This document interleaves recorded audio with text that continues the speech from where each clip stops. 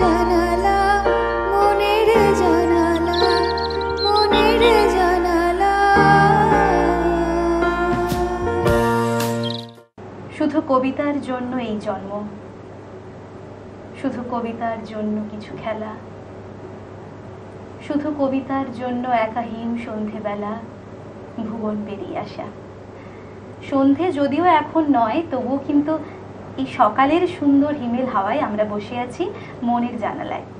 আজকে আমি আছি নিবেদিতা, আপনাদের সঙ্গে বেশ কিছুটা সময় কাটাবো বলে কিছু কবিতায়, কিছু গল্পে এবং কিছুটা সময় আড্ডায়। আপনারা দেখছেন টুইলাইট প্রোডাকশন প্রযোজিত, চ্যানেল ভিশন আয়োজিত আপনাদের অত্যন্ত পছন্দের অনুষ্ঠান মনের জানালা। আজকে আমরা মনের জানালায় পেয়ে গেছি পদ্মকে। আসুন সেই সমস্ত শিল্পী বন্ধুর সঙ্গে একটুখানি আলাপ করে নিই। আমাদের সঙ্গে আছেন শুভ্রা মণ্ডল। দিদি কোথা থেকে আসছেন? আমি আয়ারল্যান্ড থেকে আসছি। এখানে এসেছি কিছুদিন আগে, আর এখন এখানে আমরা আলাপ করে নেব আরও একজন মিষ্টি বন্ধুর সঙ্গে। আমাদের সঙ্গে আছেন পদ্মেরই আরেকজন সদস্য পারমিতা সর্দার। পারমিতা, কেমন লাগছে? খুব এক্সাইটেড, খুব উত্তেজিত। এখন দেখা যাক কেমন হয়। আমাদেরও ভীষণ ভালো লেগেছে যে তোমাদের দুজনকে আজকে একসঙ্গে পেয়ে গেছি। দিদির কাছে চলে যাব। দিদি, কি কবিতা শুনবো আজকে? আমি রবীন্দ্রনাথ ঠাকুরের ব্রাহ্মণ এই কবিতা পাঠ করে শোনাবো। বেশ। রবীন্দ্রনাথ ঠাকুরের লেখা ব্রাহ্মণ। অন্ধকার বনোচ্ছায়ে সরস্বতী তীরে অস্ত গেছে সন্ধ্যা সূর্য, আসিয়াছে ফিরে নিস্তব্ধ আশ্রম মাঝে ঋষিপুত্রগণ, মস্তকে সমিত ভার করি আহরণ বনান্তর হতে, ফিরায়ে এনেছে ডাকি তপবন গোষ্ঠ গৃহে স্নিগ্ধ শান্ত আঁখি শ্রান্ত হোম ধেনুগণে, করি সমাপন সন্ধ্যা স্নান সবে মিলে লয়েছে আসন, গুরু গৌতমের ঘিরি কুটির প্রাঙ্গণে হোমাগ্নি আলোকে, শূন্যে অনন্ত গগনে ধ্যান মগ্ন মহাশান্তি, নক্ষত্র মণ্ডলী সারি সারি বসিয়াছে স্তব্ধ কুতূহলী নিঃশব্দ শিষ্যের মতো, নিভৃত আশ্রম উঠিল চকিত হয়ে, মহর্ষি কহিলেন বৎসগণ ব্রহ্মবিদ্যা কহি, কর অবধান, হেন কালে অর্ঘ বহি করপুট ভরি পশিলা প্রাঙ্গণ তলে তরুণ বালক, বন্দি ফল ফুল দলে ঋষির চরণ পদ্ম, নমি ভক্তি ভরে কহিলা কোকিল কণ্ঠে সুধা স্নিগ্ধ স্বরে, ভগবান ব্রহ্মবিদ্যা শিক্ষা অভিলাষী, আসিয়াছি দীক্ষা তরে কুশক্ষেত্রবাসী, সত্যকাম নাম মোর। শুনি স্মিত হাসে ব্রহ্মর্ষি কহিলা তারে স্নেহ শান্ত ভাসে, কুশল হোক সৌম্য, গোত্র কি তোমার? বৎস, শুধু ব্রাহ্মণের আছে অধিকার ব্রহ্মবিদ্যা লাভে। বালক কহিলা ধীরে, ভগবান গোত্র নাহি জানি, জননীরে সুধায়ে আসিব কল্ল, কর অনুমতি। এত কহি ঋষি পদে করিয়া প্রণতি, গেলা চলি সত্যকাম ঘন অন্ধকার বনবিথি দিয়া, পদব্রজে হয়ে পার ক্ষীণ স্বচ্ছ শান্ত সরস্বতী, বালু তীরে সুপ্তিমৌন গ্রাম প্রান্তে, জননী কুটিরে করিলা প্রবেশ। ঘরে সন্ধ্যা দীপ জ্বালা, দাঁড়ায়ে দুয়ার ধরি জননী জবালা, পুত্র পথ চাহি, হেরি তারে বক্ষে টানি আঘ্রাণ করিয়া শিব কহিলেন বাণী, কল্যাণ কুশল শুধাইলা সত্যকাম, কহ গো জননী মোর পিতার কি নাম, কি বংশে জনম? গিয়াছিনু দীক্ষা তরে গৌতমের কাছে, গুরু কহিলেন মোরে বৎস শুধু ব্রাহ্মণের আছে অধিকার ব্রহ্মবিদ্যা লাভে। মাতো কি গোত্র আমার? শুনি কথা মৃদু কণ্ঠে অবনত মুখে কহিলা জননী, যৌবনে দারিদ্র দুঃখে বহু পরিচর্যা করি পেয়েছিনু তোরে, জন্মেছিস ভর্তৃহীনা জবালার ক্রোড়ে, গোত্র তব নাহি জানি তাত। পরদিন তপবন তরু শিরে প্রসন্ন নবীন জাগিল প্রভাত, যত তাপস বালক শিশির সুস্নিগ্ধ যেন তরুণ আলোক, ভক্তি অশ্রু ধৌত যেন নবপুণ্যচ্ছটা, প্রাতঃস্নাত স্নিগ্ধ ছবি আর্দ্র সিক্ত জটা, শুচি শোভা সৌম্য মূর্তি সমুজ্জ্বল কায়ে, বসেছে বেষ্টন করি বৃদ্ধ বটচ্ছায়ে গুরু গৌতমেরে। বিহঙ্গ কাকলি গান মধুপ গুঞ্জন গীতি জল কলতান, তারই সাথে উঠিতেছে গম্ভীর মধুর বিচিত্র তরুণ কণ্ঠে সম্মিলিত সুর, শান্ত সামগীতি। হেনকালে সত্যকাম কাছে আসি ঋষি পদে করিলা প্রণাম, মেলিয়া উদার আঁখি রহিলা নীরবে, আচার্য আশিস করি শুধাইলা তবে, কি গোত্র তোমার সৌম্য প্রিয় দর্শন? তুলি শির কহিলা বালক, নাহি জানি কি গোত্র আমার। পুছিলাম জননীরে, কহিলেন তিনি, সত্যকাম বহু পরিচর্যা করি পেয়েছিনু তোরে, জন্মেছিস ভর্তৃহীনা জবালার ক্রোড়ে, গোত্র তব নাহি জানি। শুনি সে বারতা ছাত্রগণ মৃদুস্বরে আরম্ভিল কথা, মধুচক্রে লোষ্ট্রপাতে বিক্ষিপ্ত চঞ্চল পতঙ্গের মতো, সবে বিস্ময় বিকল, কেহ বা হাসিল কেহ করিল ধিক্কার, লজ্জাহীন অনার্যের হেরি অহংকার। উঠিলা গৌতম ঋষি ছাড়িয়া আসন, বাহু মেলি বালকেরে করি আলিঙ্গন, কহিলেন, অব্রাহ্মণ নহ তুমি তাত, তুমি দ্বিজোত্তম, তুমি সত্যকুলজাত। ধন্যবাদ। ভারী সুন্দর একটি কবিতা। সত্যি কথা বলতে এই কবিতাগুলো থেকে আমাদের অনেক অনুশীলন করার আছে। আমরা যখন চর্চা করছি তখন কিন্তু এই কবিতাগুলো আমাদের ভান্ডারকে আরো সমৃদ্ধ করছে। এবার পারমিতার কাছে যাব। পারমিতা, কি শুনবো তোমার থেকে আজকে? আফ্রিকা, কবিগুরু রবীন্দ্রনাথ। আফ্রিকা, বেশ। আফ্রিকা, কবিগুরু রবীন্দ্রনাথ ঠাকুর। উদ্ভ্রান্ত সেই আদিম যুগে স্রষ্টা যখন নিজের প্রতি অসন্তোষে নতুন সৃষ্টিকে বারবার করছিলেন বিধ্বস্ত, তার সেই অধৈর্যে ঘন ঘন মাথা নাড়ার দিনে রুদ্র সমুদ্রের বাহু প্রাচী ধরিত্রীর বুকের থেকে ছিনিয়ে নিয়ে গেল তোমাকে। আফ্রিকা, বাঁধলে তোমাকে বনস্পতির নিবিড় পাহারায়, কৃপণ আলোর অন্তঃপুরে। সেখানে নিভৃত অবকাশে তুমি সংগ্রহ করছিলে দুর্গমের রহস্য, চিনছিলে জল স্থল আকাশের দুর্বোধ সংকেত। প্রকৃতির দৃষ্টি অতীত জাদু মন্ত্র জাগাচ্ছিল তোমার চেতনাতীত মনে। বিদ্রুপ করছিলে ভীষণকে বিরূপের ছদ্মবেশে, শঙ্কাকে চাচ্ছিলে হার মানাতে। আপনাকে উগ্র করে বিভীষিকার প্রচণ্ড মহিমায় তাণ্ডবের দুন্দুবিনী নাদে। হায় ছায়াবৃতা, কালো ঘোমটার নিচে অপরিচিত ছিল তোমার মানব রূপ। উপেক্ষার আবিল দৃষ্টিতে এলো ওরা লোহার হাতকড়ি নিয়ে, নখ যাদের তীক্ষ্ণ তোমার নেগড়ের চেয়ে। এলো মানুষ ধরার দল, গর্বে যারা অন্ধ তোমার সূর্যহারা অরণ্যের চেয়ে। সভ্যের বর্বর লোভ নগ্ন করল আপন নির্লজ্জ মানুষতা। তোমার ভাষাহীন ক্রন্দনে বাষ্পাকুল অরণ্য পথে অঙ্কিল হলো ধূলি তোমার রক্তে অশ্রুতে মিশে। দস্যু পায়ের কাটা মারা জুতোর তলায় বিভৎস কাদার পিণ্ড চিরচিহ্ন দিয়ে গেল তোমার অপমানিত ইতিহাসে। সেই মুহূর্তেই সমুদ্র পাড়ে তাদের পাড়ায় পাড়ায় মন্দিরে বাজছিল পূজার ঘণ্টা। সকালে সন্ধ্যায় দয়াময় দেবু তার নামে।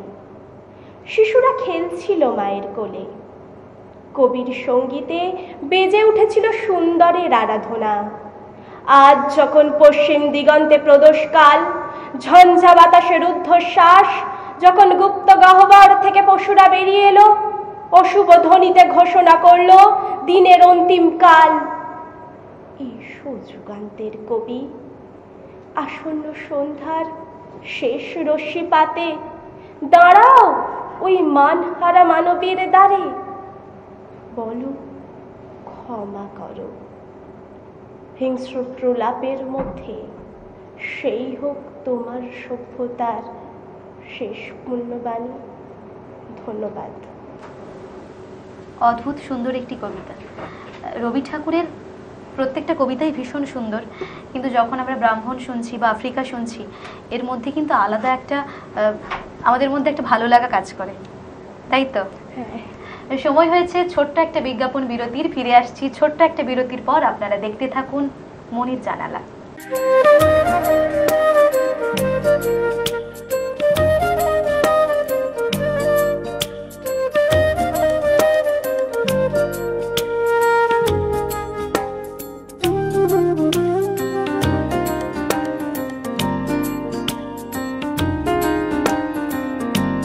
ফিরে এলাম ছোট্ট একটা বিজ্ঞাপন বিরতির পর। আপনারা দেখছেন টুইলাইট প্রোডাকশন প্রযোজিত, চ্যানেল ভিশন আয়োজিত আপনাদের অত্যন্ত পছন্দের অনুষ্ঠান মনের জানালা। আর মনের জানালায় আমি আছি আপনাদের বন্ধু নিবেদিতা। শুভ্রাদি, এবার তুমি কি রেখেছো তোমার ভান্ডারে? কি আছে? সবার সামনে আমাদের ঝুলি উজাড় করে দাও। এবার ভাবছি জয় গোস্বামীর লেখা মেঘবালিকার জন্য রূপকথা। বেশ, আমরা শুনবো তাহলে। আমি যখন ছোট ছিলাম খেলতে যেতাম মেঘের দলে। একদিন এক মেঘবালিকা প্রশ্ন করল কৌতূহলে, এই ছেলেটা নাম কি রে তোর? আমি বললাম কুসমন্তর। মেঘবালিকা রেগেই আগুন, মিথ্যে কথা, নাম কি অমন হয় কখনো? আমি বললাম নিশ্চয়ই হয়, আগে আমার গল্প শোনো। সে বলল শুনবো না, যা, সেই তো রানী, সেই তো রাজা, সেই তো একই ঢাল তলোয়ার, সেই তো একই রাজার কুমার পক্ষী রাজে, শুনবো না আর, ওসব বাজে। আমি বললাম তোমার জন্যে নতুন করে লিখবো তবে। সে বলল সত্যি লিখবি? বেশ, তাহলে মস্ত করে লিখতে হবে, মনে থাকবে, লিখেই কিন্তু আমায় দিবি। আমি বললাম তোমার জন্যে লিখতে পারি এক পৃথিবী।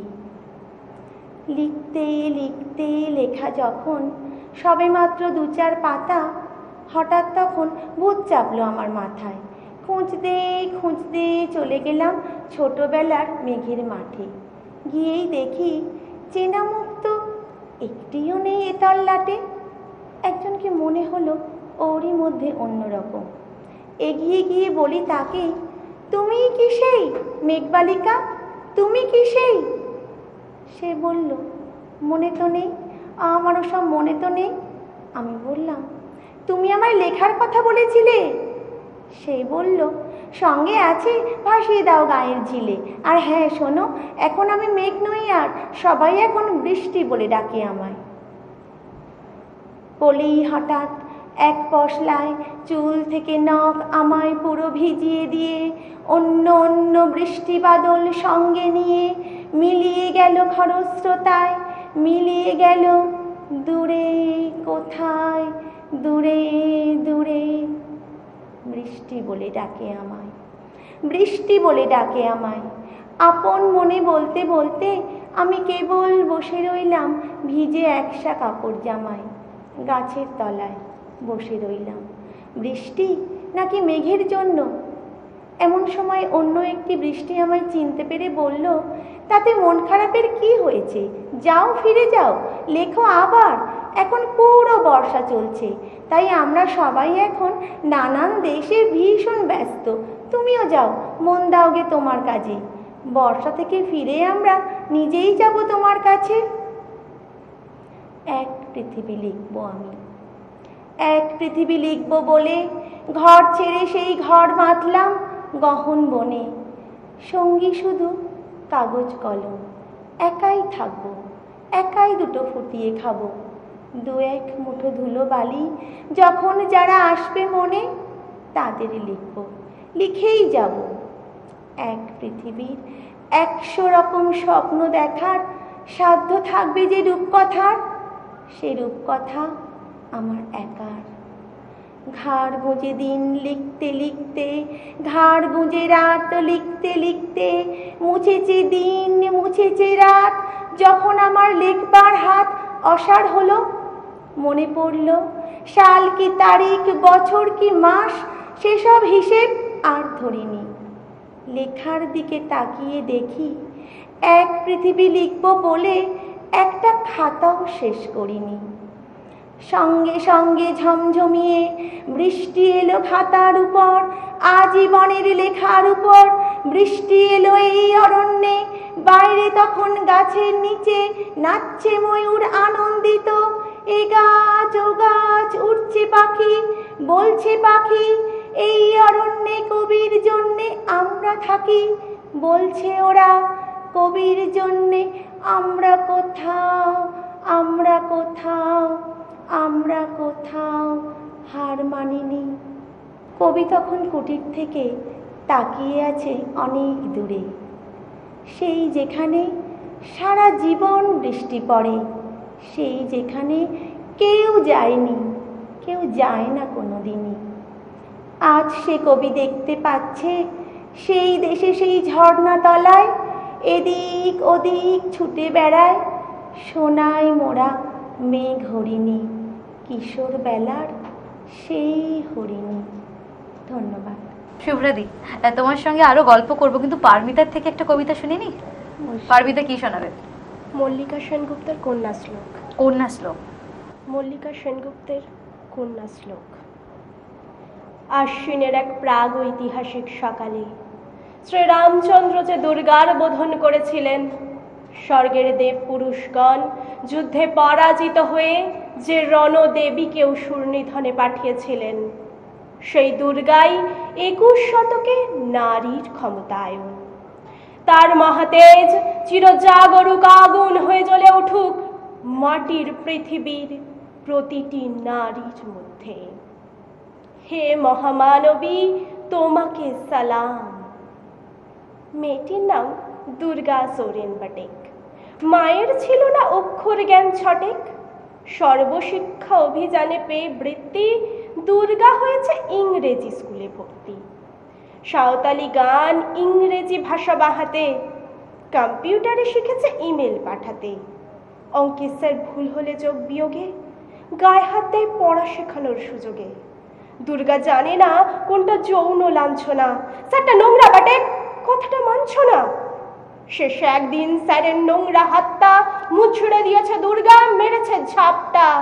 উড়ে অর্ধেক আকাশে মাটিতে শ্যাওলা, আকাশে উড়বে হবে কল্পনা চাওলা। যদি না বিমান ভেঙে পড়ে তার দুদ্দার, মহাকাশচারী হবেই বটেকে দুর্গা। বিশ্বায়নে পণ্যায়নে খণ্ড খণ্ড মানচিত্রে, বাংলা বিহার রাজস্থানে সাধারণী নমস্তুতে। পণ্যব্রতে পত্নীব্রতে মোহমুদ্রা ধ্বংস মুদ্রা, প্রযুক্তিতে গৃহকর্মে সাধারণী নমস্তুতে। আমার দুর্গা পথে প্রান্তরে স্কুল ঘরে থাকে। আমার দুর্গা বিপদে আপদে আমাকে মা বলে ডাকে। আমার দুর্গা আত্মরক্ষা, শরীর পূর্বে মন না। আমার দুর্গা নারী গর্ভের রক্ত মাংস কন্যা। আমার দুর্গা গোলগাল মেয়ে, আমার দুর্গা তন্নি। আমার দুর্গা কখনো ঘরোয়া, কখনো আগুন বন্যে। আমার দুর্গা মেধা পাটেকার, তিস্তা শীতলা বাদেরা। আমার দুর্গা মোম হয়ে জালে অমাবস্যার আধেরা। আমার দুর্গা মণিপুর জুড়ে নগ্ন মিছিলে হাঁটে। আমার দুর্গা কাস্তে হাতুড়ি আউশ ধানের মাঠে। আমার দুর্গা ত্রিশূল ধরেছে স্বর্গে এবং মর্তে। আমার দুর্গা বাঁচতে শিখেছে নিজেই নিজের স্বার্থে। আন্দোলনে উগ্রপন্থে, শিক্ষাব্রতে কর্মযজ্ঞে, রান্নাঘরে আতুর ঘরে, মা তুঝে সালাম। অগ্নিপথে যুদ্ধ জয়ে, লিঙ্গ সাম্যে শ্রেণী সাম্যে, দাঙ্গা ক্ষেত্রে কুরুক্ষেত্রে, মা তুঝে সালাম, মা তুঝে সালাম, মা তুঝে সালাম। সমাজের চালচিত্র বদলাচ্ছে, নারীর ক্ষমতায়ন হোক এই আশা করি। আরও অনেক কিছু শুনতে ইচ্ছে করছে, কিন্তু শুভ্রাদি একটা ছোট্ট কবিতা শুনতে শুনতে আজকে আমরা বাড়ি ফিরবো। আমি সংগৃহীত থেকে লেখা একটা আবৃত্তি পাঠ করছি। ছেড়ে দিলেই তো ছেড়ে দেওয়া যায়, থেকে যাওয়াটাই তো কঠিন। এক একটা বছর যাচ্ছে, এক একটা করে কাছের মানুষ কমে যাচ্ছে জীবন থেকে। আগের বছরে যে প্রথম নিউ ইয়ারের শুভেচ্ছা পাঠিয়েছিল, এবছর সে আর নেই। কেউ বা নিজের ইচ্ছেই সরে গেছে লক্ষ যোজন দূরে, কেউ যেতে বাধ্য হয়েছে, অনিচ্ছা সত্ত্বেও জীবন বাধ্য করেছে তাকে। স্বামী, সন্তান, সাজানো গোছানো ফ্ল্যাট, আলমারি ভর্তি sari, skirt, kurti, matching jewellery, নিজের হাতে কেনা জলের বোতল, টিফিন বক্স, রান্নাঘরের গ্যাস ওভেন মোছা নেতা, ঘরের জানলায় রাখা যত্নে বড় করা অ্যালোভেরা গাছ, সব ছেড়ে চলে যেতে। মনে আছে যখন বাবা ছিলেন, তখন সন্ধ্যায় অফিস থেকে ফিরে কিছুক্ষণ বাবার কাছে বসে যখন উঠে চলে আসতাম, বাবা বলতেন আর একটু থাক না, আর চেয়ে থাকতেন আমার চলে যাওয়ার দিকে। ওই নির্বাক চোখে আকুতি থাকতো আরেকটু থাকার জন্যে। বিরক্ত হতাম, ব্যস্ত হয়ে পড়তাম অন্য সব দরকারি বা অদরকারি কাজে। এখন এই সময় দাঁড়িয়ে কি ভীষণভাবে ইচ্ছে করে বাবার গলাটা একবার শুনতে। এমনিতেই দূরত্ব তৈরি হওয়াই নিয়ম, প্রকৃতিগতভাবেই হয়তো মানুষের মধ্যে এই প্রবণতা আছে। এখন যাকে ছাড়া বাঁচব না মনে হয়, সে কাল আর কোথাও নেই।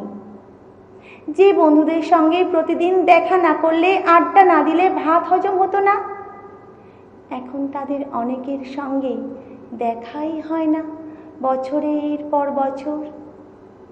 নিজের আত্মজের সঙ্গেও দূরত্ব তৈরি হয়। যে স্কুল থেকে বেরিয়ে গল গল করে যাবতীয় কথা উগড়ে দিত, এখন তার বয়সোচিত গাম্ভীর্য, সে শিখে গেছে সব কথা বাবা মাকেও বলতে নেই। যারা সব চাওয়া পাওয়ার বাইরে চলে গেছে, তাদের আর ফিরিয়ে আনতে পারবো না কোনো মতে। কিন্তু যারা আছেন, যারা প্রিয় ছিল, সামান্য কিছু ভুল বোঝাবুঝিতে সরে গেছে, আমরাও আর তাদের ফিরিয়ে আনার চেষ্টা করিনি। পড়ে থাকা জীবনের শেষ কটা দিনের আলোয় তাদের ফিরিয়ে আনার চেষ্টাটুকু করি।